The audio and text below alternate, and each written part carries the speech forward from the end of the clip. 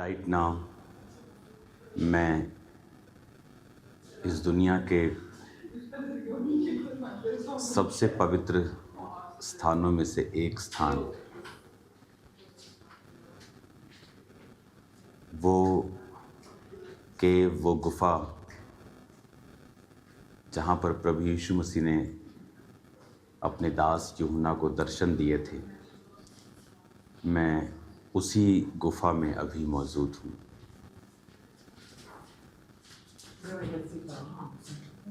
ये एक हमारे लिए इमोशनल, स्पिरिचुअल एक पल था जब मैं इस गुफा में प्रार्थना कर रहा था। यहाँ पर आप वीडियो में साथ साथ देखेंगे वो जगह जहाँ पर यूहन्ना ने अपना सिर रख के वो रेस्ट करता था और जहाँ वो हाथ रख के प्रार्थना के लिए घुटनों के भार बैठता उठता और उस हाथ से वो सहारा लेता था। और वो जगह जहाँ पर उसने उस प्रकाशित वाक्य को लिखा। इस समय मैं ग्रीस में हूँ और जिस समय यूहन्ना परमेश्वर का संत प्रेरित यूहन्ना जब यहाँ पर आए सन 95 में, आज से 1900 साल पहले, तो वो जब यहाँ आए तो वो इफिसुस की कलीसिया के वो पास्टर थे। वो कलीसिया आज भी है, वो कलीसिया तुर्की में है। मैं इस समय तुर्की के बॉर्डर पर हूँ। ये जगह तुर्की से कुछ ही किलोमीटर की दूरी पे है और मैं ग्रीस के अंदर हूँ। ग्रीस और तुर्की का एक तरह का बॉर्डर है। और वो 7 कलीसियाएं जो प्रकाशित वाक्य में जिनको परमेश्वर ने मैसेज दिया, वो इफिसुस, वो स्मरना, फिलाडेल्फिया, वो सभी 7 चर्चेस जो हम प्रकाशित वाक्य में पढ़ते हैं, रेवलेशन में पढ़ते हैं। जब हम रेवलेशन 1 उसकी 11 में पढ़ते हैं तो उसमें लिखा, जो कुछ तू देखता है उसे पुस्तक में लिखकर 7 कलीसियाओं के पास भेज दे, Ephesus, Smyrna, Pergamum, Thyatira, Sardis, Philadelphia और लौदीकिया को। तो इन 7 कलीसियाओं को अगर आप देखेंगे तो वो यहाँ से कुछ ही किलोमीटर की दूरी पे हैं और वो तुर्की में पड़ती हैं। और इस मैसेज को देने से पहले परमेश्वर ने मुझसे कहा था कि कलीसिया को बोल कि वो सब बीमारों को आज के दिन, संडे के दिन वहाँ पे इकट्ठा रखें, क्योंकि आज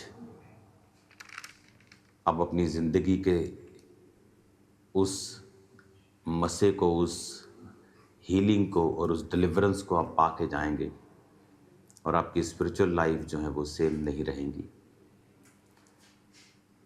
मैं उसी गुफा में मौजूद हूँ जहाँ पर परमेश्वर ने अपने दास संत यूहन्ना को दर्शन दिया था। वो मेरे पीछे जो गुफा का स्थान है वो आप वीडियो में साथ साथ देखेंगे, जहाँ पर वो रेस्ट करता था, जहाँ पर वो अपने हाथों से सहारा लेके खड़ा होता था और जहाँ पर उसने उस प्रकाशित वाक्य को लिखा कि संत यूहन्ना जब तुर्की में प्रीच करते थे, जिसे एशिया माइनर बोला जाता है, तब आप बाइबल में उसे एशिया माइनर के नाम से पढ़ते हैं, जो मॉडर्न डे का, आज का तुर्की है। तो वहाँ की गवर्नमेंट जो थी वो उनसे बहुत इनसिक्योर हो गई थी, क्योंकि उनका प्रभाव जो था वो बहुत बड़ा था। तो उन पर फॉल्स एक्यूजेशन लगाकर उनको मारने की कोशिश की गई। और जब उनको उबलते हुए तेल में डाला गया और वहाँ उनका बाल भी बांका नहीं हुआ तो वो डर गए और इस पतमुस नामक टापू पर उन्हें बाकी कैदियों के साथ, क्योंकि यहाँ पर छोड़ दिया जाता था, ये बहुत दूर है। आज मैं एक शिप के सहारे से यहाँ पहुँचा हूँ और मैंने जो पहले आपको वचन दिया समोस से, जहाँ पर पौलुस अपनी तीसरी मिशनरी यात्रा के दौरान रुके थे, और आज जब समोस से हम यहाँ आए तो बहुत दूर ये आइलैंड है। और एक चीज़ जो मैं आपको दिखाना चाहता हूँ, अगर आप मेरे संग मुझे फॉलो करें तो मैं आपको ये दिखाना चाहता हूँ कि तो जब पतमुस टापू, मैं आपको ये गुफा से दिखा रहा हूँ जहाँ पर यूहन्ना ने लिखा था, और ये बिल्कुल मेरे सामने आप देख सकते हैं। अगर आप देखें जहाँ ये आदमी जा रहा है, ये वो गुफा है, ये अंदर। तो आप पूरी वीडियो में, मैं वहाँ पे था तो आप उसको देखेंगे साथ साथ वीडियो में। तो ये वहाँ पर हम अपने शिप को देखते हैं, और अगर आप देखेंगे इस पतमुस नामक टापू को, और इसको मैंने बड़े ध्यान से देखा है, वो समंदर अटैच है इसके साथ, और ये सारा एक ही टापू है। और ये पतमुस के साथ एक और टापू है, लेकिन ये अगर आप टापू बड़े ध्यान से, मैंने इसकी स्टडी की, अगर आप देखेंगे तो इसमें जितने पेड़ आपको नज़र आ रहे हैं ये सब बाद में लगाए गए हैं। ये आपको छोटे छोटे पेड़ जो नज़र आ रहे हैं, ये सदियों से यहाँ नहीं है। और अगर आप ओरिजिनली इस टापू को देखेंगे तो ये ओरिजिनल ये ऐसा टापू था। जब यूहन्ना यहाँ संत आए होंगे तो ये वो इस तरह से दिखता था। ये एक बंजर प्रकार का ये टापू था। बहुत कम प्रकार के यहाँ उस समय फल रहे होंगे, बहुत कम प्रकार के खाने के यहाँ पर स्थान होंगे, क्योंकि जितने पेड़ अभी आप देख रहे हो मेरे आसपास, ये सभी अभी के लगाए गए हैं। और ये छोटे छोटे पेड़ जो आप देख रहे हो, और जैसे जैसे यहाँ लोग आते रहे, विजिटर आते रहे, होटल्स बनते रहे, तो घर बनते रहे। लेकिन जब वो यहाँ पर भेजे जाते थे तब यहाँ वो मरने के लिए भेजे जाते थे, क्योंकि यहाँ पर, और जो लोग गवर्नमेंट के खिलाफ काम करते थे, जो लोग गवर्नमेंट के खिलाफ होते थे, जो लोग सरकारी नीतियों के खिलाफ खुलकर बोलते थे, उनको इस टापू पर छोड़ दिया जाता था। जिनको वो मार भी नहीं सकते थे और जिनको छोड़ भी नहीं सकते थे, तो इस टापू पर आकर भूख से थोड़े दिनों, महीनों और हफ्तों के अंदर उनकी मृत्यु हो जाया करती थी, क्योंकि यहाँ पर इनफ खाना मौजूद नहीं था। कभी मछली आप कितनी पकड़ सकते हो, आपके पास कोई चीज़ नहीं है, कोई आपके पास कोई इनफ कपड़े नहीं हैं। यहाँ बहुत ही सर्दियों में सर्दी, गर्मियों में गर्मी। तो इस तरह से उनकी ज़िंदगी को टफ करने के लिए वो यहाँ पे इनको छोड़ दिया करते थे। अगर आप देखेंगे ध्यान से तो जो टापू आपको ओरिजिनल दशा में है वो हमेशा आपको बंजर ही, यहाँ पर इतना ज़्यादा गहरा आपको नहीं दिखाई देगा। तो इस तरह से तो 95 ईस्वी में संत यूहन्ना पतमुस नामक टापू पर छोड़ दिए गए थे, और इस टापू पर जो लोग उनके साथ वो सज़ा भुगत रहे थे, उन्होंने उनको प्रचार किया, उनको बपतिस्मा दिया, क्राइस्ट का उन्हें फॉलोअर बनाया। और इस गुफा में जो एक वोल्केनिक केव है, यानी ये ज्वालामुखी के कारण एक केव बनी थी, और ये अब यहाँ तो आपको ये लकड़ी के नज़र आ रहे हैं क्योंकि ये बनाए गए हैं, लेकिन अंदर जो केव हमने देखी हैं वो टोटल एक पत्थर की एक गुफा है टोटल बनी हुई। और उस पत्थर की गुफा में जब आप देखेंगे उसे साथ साथ वीडियो में, तो वो वोल्केनिक ज्वालामुखी के लावा के साथ बनी गई एक गुफा है।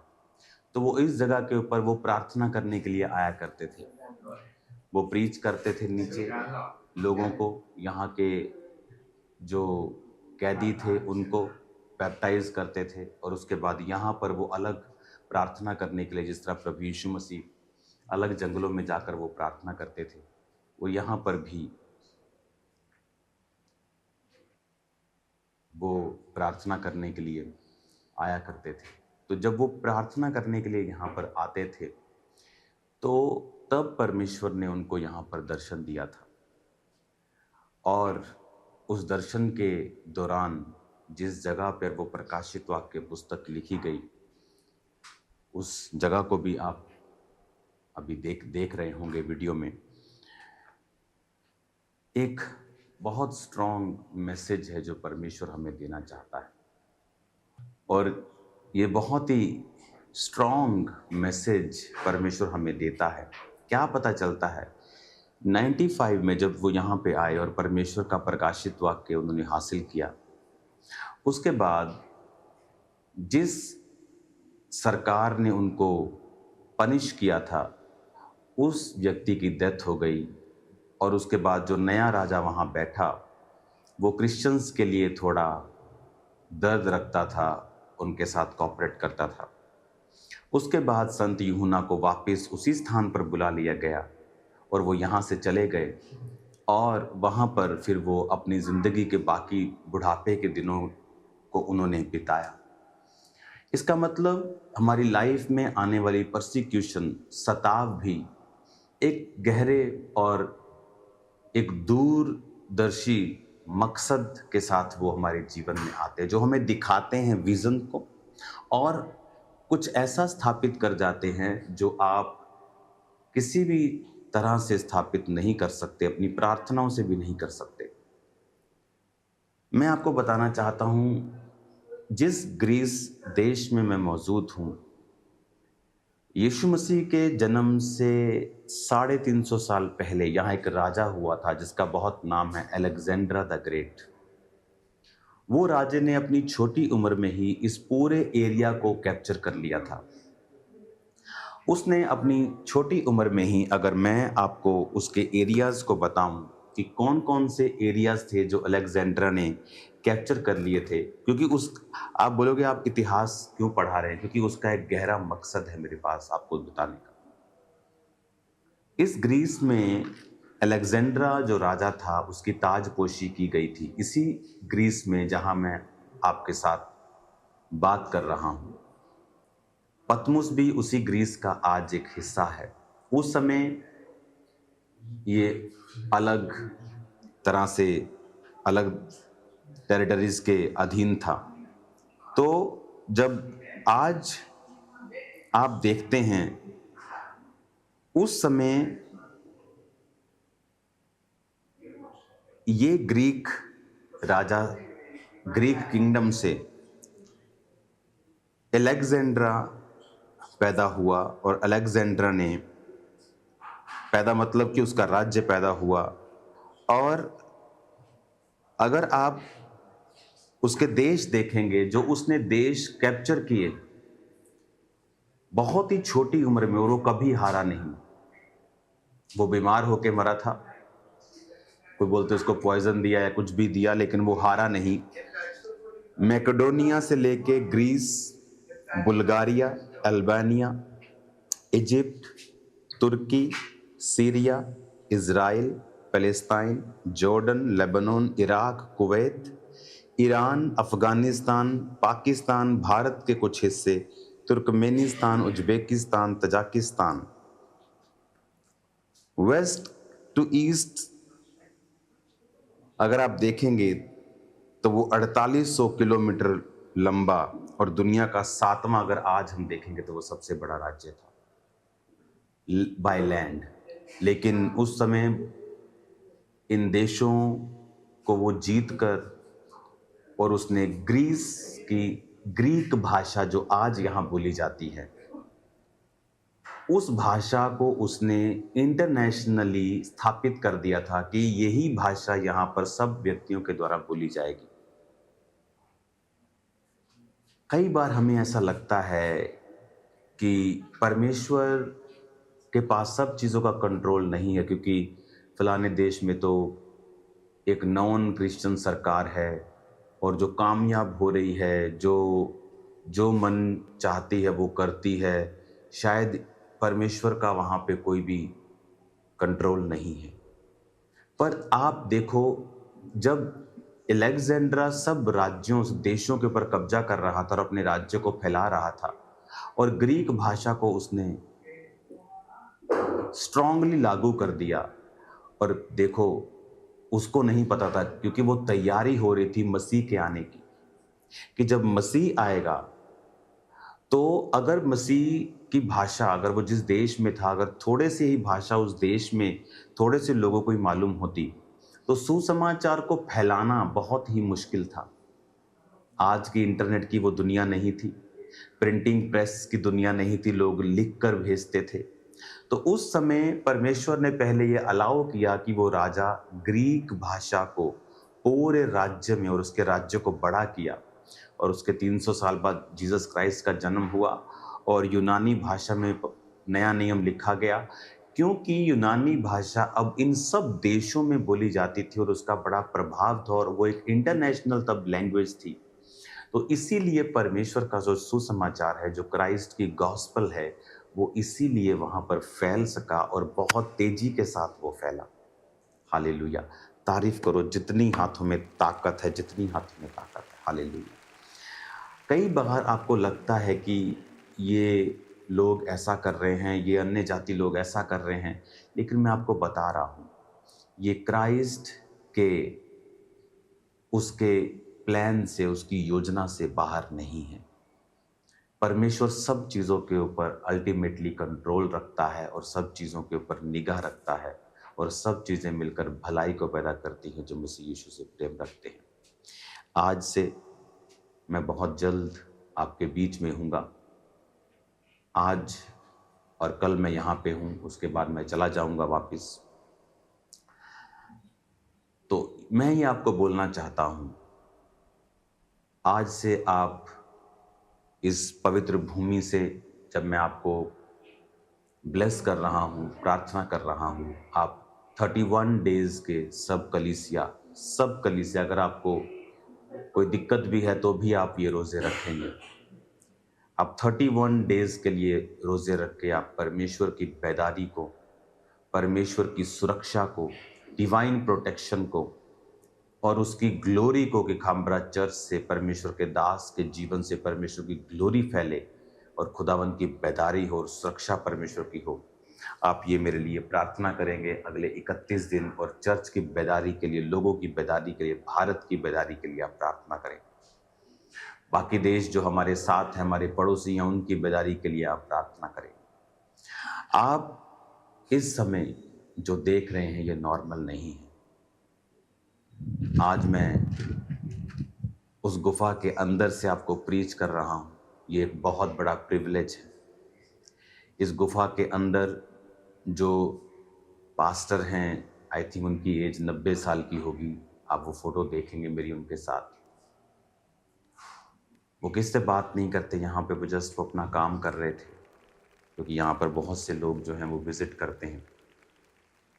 तो मेरी एक छोटी सी मुलाकात के दौरान उन्होंने मुझे बहुत प्यार दिया, अपनी ब्लेसिंग, क्योंकि वो यहाँ पे रोज मीटिंग करते हैं इस केव के अंदर जहाँ पे परमेश्वर ने दर्शन दिया था। तो उन्होंने मुझे किस किया 2 बार, और अपना प्रेम जो परमेश्वर का उनके हृदय में था मुझे दिखाया। और इस जगह से प्रीच करना ये पॉसिबल नहीं है, ये खुदा का डिवाइन फेवर है जो आप आज देख रहे हो। परमेश्वर की ब्लेसिंग जो है आप आज रिसीव कर रहे हो।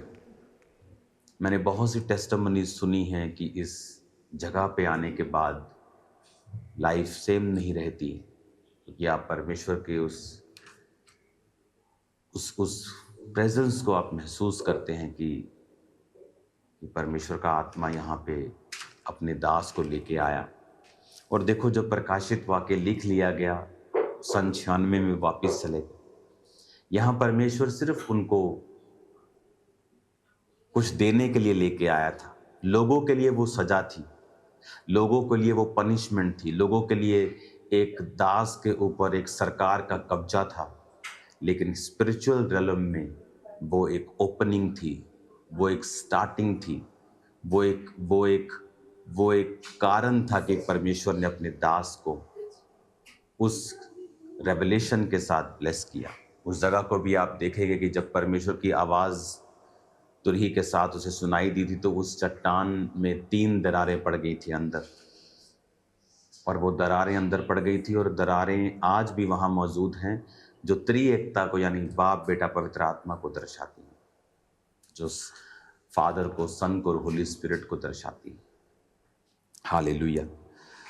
आज मैं आपको ये बताना चाहता हूँ, आपकी लाइफ में अगर आप परमेश्वर के साथ वफादार हैं तो कुछ भी घटना क्यों नहीं हो रही हो, कुछ भी क्यों नहीं हो रहा हो, कैसा भी सिचुएशन क्यों नहीं हो, वो सब चीज़ें आपकी भलाई के लिए ही मुड़ जाएंगी। आज इस फेक दुनिया में फेक लोग, fake believers, fake pastors, fake apostles और फेक सर्वेंट्स की दुनिया में, जहाँ पर लोग फेसबुक को भविष्यवाणियाँ करने के लिए इस्तेमाल करते हैं, जहाँ लोग मसीह को बेचने के लिए इस्तेमाल करते हैं, जहाँ लोग अपनी पोजीशंस का फ़ायदा उठाते हैं, जहाँ लोग फेक हो चुके हैं, जिन्हें परमेश्वर की परवाह नहीं है, जिन लोगों की परवाह है, जो परमेश्वर को खुश नहीं करना चाहते हैं, जो सिर्फ लोगों को हैप्पी करना चाहते हैं, चाहे उन्हें उसके लिए पाप करना पड़े, व्यभिचार करना पड़े, चोरी करनी पड़े, चाहे उनको गलत रीति से ही परमेश्वर का नाम ले लेकर कुछ बोलना पड़े। हम उस दुनिया में रहते हैं। ये ऐसी दुनिया है, ये बन गई है ऐसी, लेकिन असल में ऐसी दुनिया नहीं है जो परमेश्वर की है। आज इस स्थान से मैं आपको ब्लेस्ड घोषित करता हूँ और आपके लिए प्रार्थना करता हूँ कि आपकी जिंदगियां क्राइस्ट में, वर्ड में मजबूत हो जाएं, आपकी जिंदगियां परमेश्वर के चरित्र के मुताबिक हो जाएं, कि आप परमेश्वर के नाम को फैला सकें। परमेश्वर ने आपको एक बड़ा दर्शन दिया है, मुझे एक बड़ा दर्शन दिया है। उस दर्शन के मुताबिक आप प्रार्थना करें कि परमेश्वर मेरे रास्तों को ओपन करे और वो गॉस्पल को हम पूरी दुनिया में और भारत में और भारत के सब पड़ोसी देशों में दे सकें। आज जब इस पतमुस नामक टापू में और उसके बाद उस गुफा के अंदर से जहां पर परमेश्वर के दास संत यूहन्ना ने दर्शन पाया था, इस परमेश्वर की प्रेजेंस में मैं आपको बोल रहा हूं, आपकी जिंदगी आज से सेम नहीं है यीशु मसीह के सामर्थ्य नाम में। God bless you all.